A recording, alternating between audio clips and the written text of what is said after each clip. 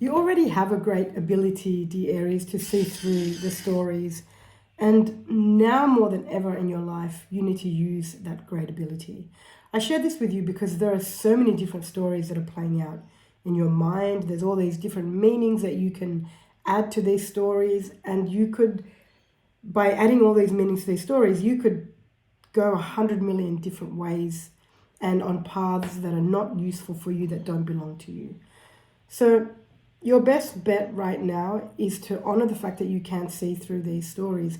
Sometimes what you do is convince yourself that you don't have any other choice. And so some of the stories that are playing out, that's just how life is. That's just how it's going to be.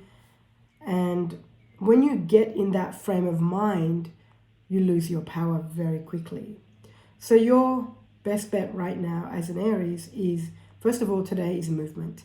Get out, go and find a hill and sprint, or go and find, and the reason I say the hill and sprint is because you need some form of exercise that can be quite vigorous. It makes a very big difference for the Aries. Once the Aries has that vigorous movement, the explosive movements in their body, it's a lot easier to find that calm space.